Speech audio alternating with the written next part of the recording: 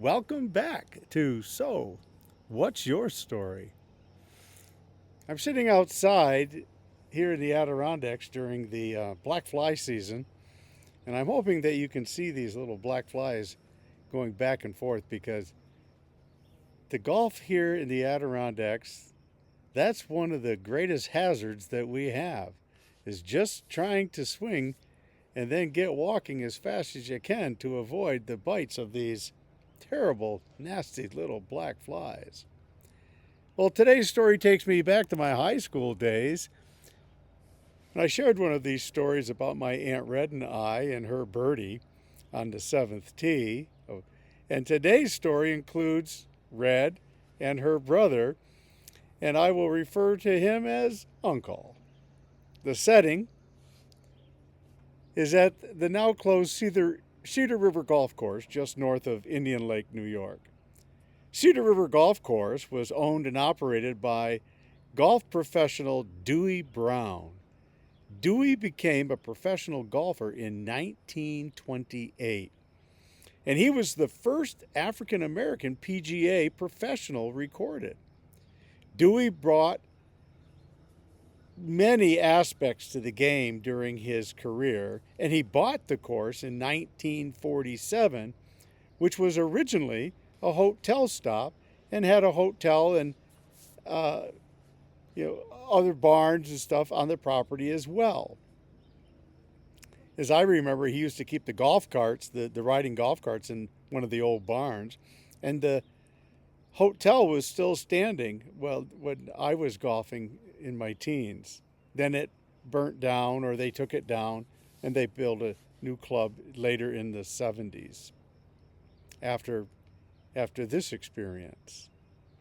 Well, Dewey became a member of the Golf Course Superintendents Association back in 1957, and he stayed associated with that organization until his death shortly after we played this round in 1973.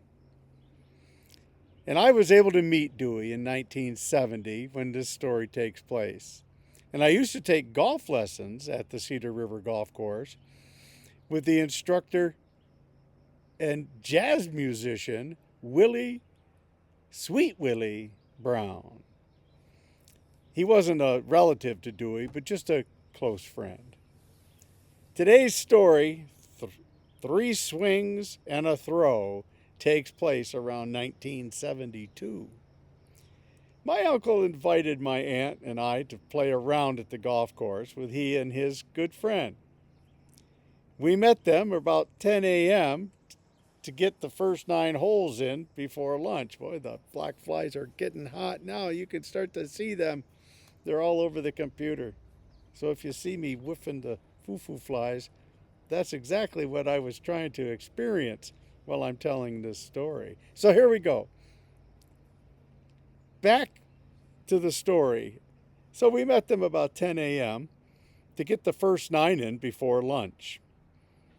Being a rather hot day, by noon, I remember lunch consisting of more bubbly drinks than solid food for our opposing team, if you can gather what I'm saying. And being the gracious host of the match that he was, my uncle gave the honors to my aunt and I. Truth be known, I think we actually won the honors by the 9th hole. Straight shooter Aunt Red hit a wave, followed by me and my uncle's partner. Then confidently, my uncle selected his driver. In mind, sure to drive the short par 4's green. Well, after a couple of graceful practice swings, got to get everything ready, he addressed his ball that was perched perfectly on the tee. A waggle here and a waggle there, and a mighty stroke pierced the air. But to all, nothing was in flight. There on the tee rested the ball. My aunt and I dared not to utter a sound for fear of breaking out in laughter. Without even the slightest hesitation of concentration, or posture. My uncle repeated his routine. A little waggle here and a little waggle there, and he addressed the ball, and there atop the tee, poised and proper, rested his ball. There was now no holding back of all our gut-wrenching laughter. My uncle, with squinted eyes and pursed lips, slowly turned his head to us. Then, back to face that obstinate sphere, trying so hard to keep the laughing at bay. We watched as my uncle again, with almost majestic calm, he addressed his ball with a little wiggle here and a little waggle there, and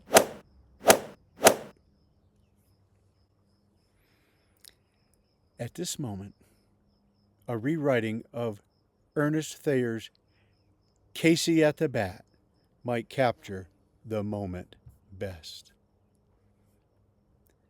The sneer now gone from Uncle's lip, his teeth are clenched in hate. He pounds with cruel violence his club upon the ground, his eyes now focused on the ball. He swung back and let it go, the air then shattered by the force of Uncle's blow. Oh, somewhere on a favored course, the sun was shining bright. The birds were singing somewhere, and somewhere hearts were light.